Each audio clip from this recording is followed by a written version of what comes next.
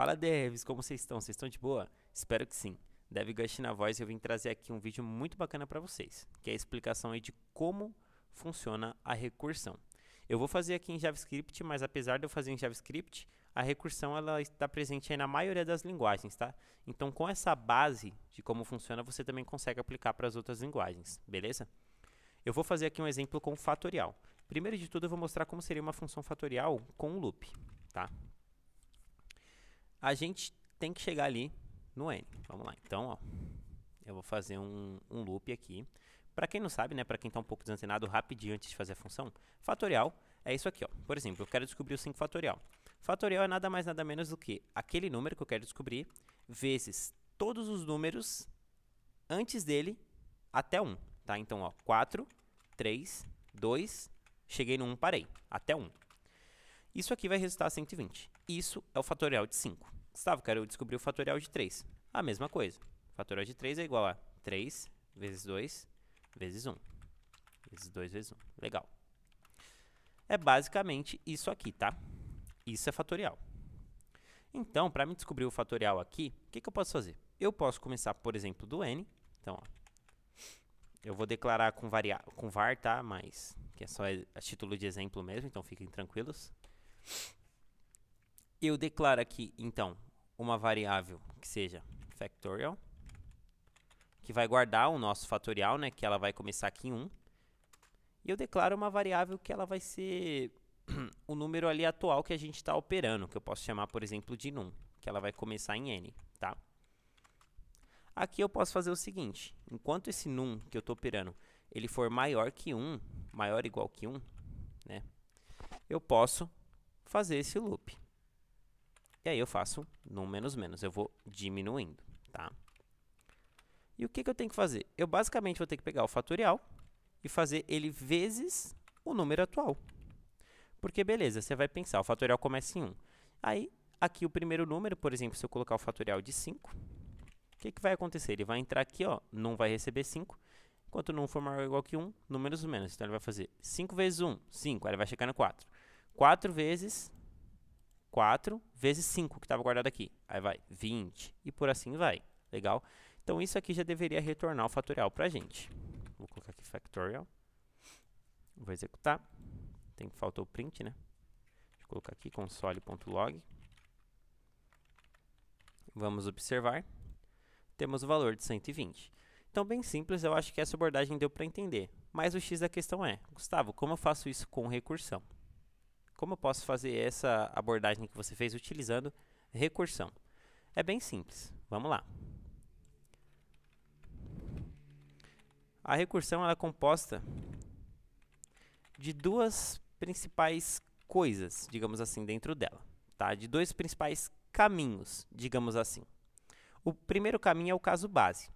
Casos base são aqueles casos meio que triviais, que tem uma forma de resolver sem ter que, por exemplo, fazer alguma implementação, que são casos bases. Por exemplo, Gustavo, me dá um exemplo de caso base com fatorial. Simples. Quais são os dois fatoriais que você não precisa calcular para descobrir?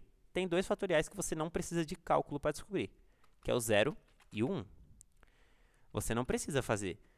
Não existe, nem tem como você fazer 1 vezes 1. Não existe isso, e nem o 0. A gente sabe que o fatorial de 0 é 1 e que o fatorial de 1 é 1. E eu não preciso de conta para isso. Então, isso são casos base. Beleza. O que eu faço, então? Aqui eu tenho que fazer uma condição de parada. Porque como eu vou chamar a mesma função, se eu não colocar uma condição de parada, ela vai ficar sendo chamada infinitamente. Qual seria a minha condição de parada? Simples. Se o n ele for menor ou igual a 1, eu sei que ele tem que retornar 1, tá? Então, eu retorno 1. Beleza, Gustavo, mas caso se o n ele for maior que 1, como eu faço? Aí vai cair no else, que é o outro caminho, né, da recursão, que é o caminho onde ela chama a si mesma. Beleza? E como assim, Gustavo? Vamos simplificar, gente. Se a gente sabe que 5 fatorial é a mesma coisa que 5 vezes 4, vezes 3, vezes 2, vezes 1, aqui está tendo uma repetição muito grande de coisa. Eu não preciso fazer tudo isso. Por quê? Porque eu sei que 5 fatorial é a mesma coisa do que 5 vezes Isso aqui não está aparecendo algo semelhante para vocês? Eu vou mostrar. O que é 4 fatorial? 4 fatorial é 4 vezes 3 vezes 2 vezes 1. Está notando uma semelhança? Eu não preciso repetir todos esses. Eu simplesmente falo que 5, o 5 fatorial, eu sei que ele vai ser o 5 vezes o fatorial do número anterior a ele. Ou seja, 5 vezes 4 fatorial. Eu não preciso dessa repetição gigante aqui, né? Enfim, vocês me entenderam. Legal?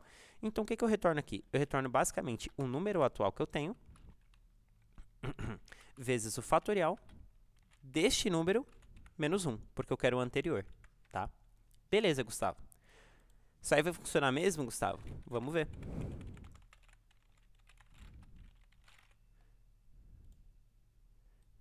Tá certo, vamos executar aqui. Bora lá. 120.